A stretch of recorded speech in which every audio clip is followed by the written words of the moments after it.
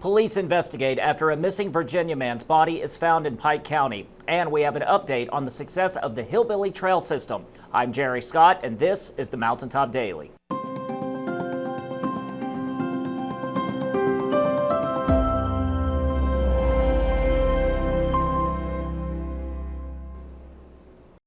Kentucky State Police is investigating after the body of a missing Virginia man was found in Pike County.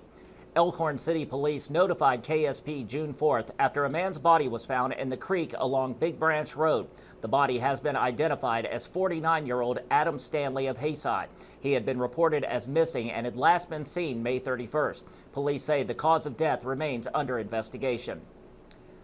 You only need to drive past the trailheads of Pike County's Hillbilly Trail system on any given weekend to know it has been a resounding success. And that popularity is translating into new jobs and businesses, which has officials looking at expansion. Sheldon brings us an update on what has been accomplished so far and what may lie ahead. The Hillbilly Trails program is thriving and has upcoming significant additions and expansions on the horizon. Director of Trail Development Jerry Adkins talked about that progress Friday. Adkins says growth has been steady and impressive over the past year. Year over year, this April was a 48% increase over April last year, and the month of May was a 44% increase over the month of May of 2024. So everything's going in the right direction. Just things that really are as good. Adkins says he had a productive meeting this week with Pocahontas Land Corporation, which owns large spreads of land in the northern part of Pike County that could possibly end up folded into the already existing trail system. We actually had an important meeting yesterday with representatives from Pocahontas Land Company. That meeting was in Bluefield, West Virginia, to do the land that Pocahontas owns in the northern part of the county, which is on the opposite end of where we opened our trail system, phase 1 in Dorton, Kentucky. That meeting went well and will help us expand our trail system to the Blackberry, McCarr, Phelps, Belfry areas much quicker. Very positive, good feeling about that meeting. Along with one new campground and 2 more on the way, the program has picked up 16 new retailers and added 17 places of lodging, 2 new restaurants, and several ATV repair shops, all new to the area. Get back to the campgrounds. The one that is already open started business mid last year or maybe early fall.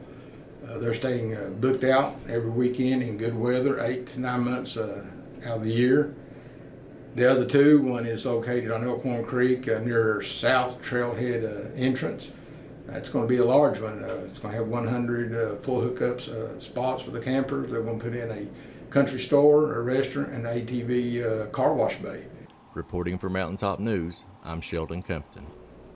Coming up after the break, a local horseshoeing school is planning a benefit for a local farrier who is recovering from injuries sustained in a wreck. We'll tell you about it when the Mountaintop Daily continues. But first, sports and weather. With this Mountaintop Sports Report for Friday, I'm Brittany Rowe reporting. Mountaintop Sports will have exclusive coverage of the Kentucky-Indiana All-Star Game tonight at 5:30 p.m. for the girls and 7:30 for the boys. Both games can be watched on Mountaintop TV, our free Mountaintop TV app, and our Mountaintop Sports Facebook page. Look for local Eastern Kentucky talent such as Jaden Stewart and Austin Sperry, along with 2024 Miss Kentucky Basketball Trinity Rowe. For the latest area high school and college sports news, remember to check us out at mountain-topsports.com or check us out on Facebook, X, and TikTok. Reporting for Mountaintop Sports, I'm Brittany Rowe. Have a great weekend, sports fans.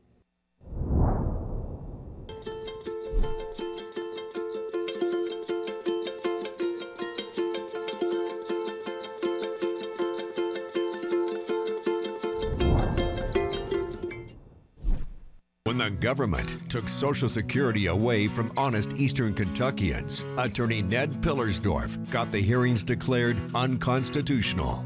When the women guards were harassed at Little Sandy Jail, Ned fought back, securing a $1 million verdict at trial.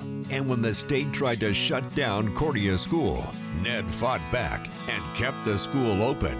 Attorney Ned Pillersdorf fights for the underdog, and he's ready to fight for you.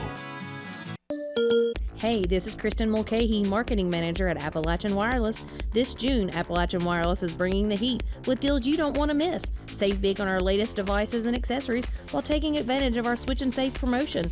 And get connected for less with plans built just for you. Hurry into one of our Appalachian Wireless retail locations or visit us on the web at appalachianwireless.com. Because we are you, we are Appalachian Wireless.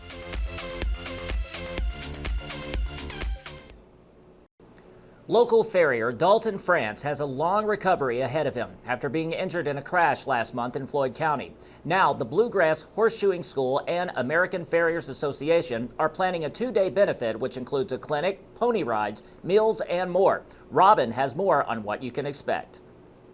Being a farrier seems like a pretty awesome job, but what's even more awesome is when your job steps in to help you with your hospital bills. On May 23rd, Dalton France was in a serious car wreck that totaled his truck and fractured his pelvis. Recovery time is slated to be about 4 to 6 months, and France is without health insurance. That's where Bluegrass Horseshoeing School, the place where France is an assistant instructor, comes into play.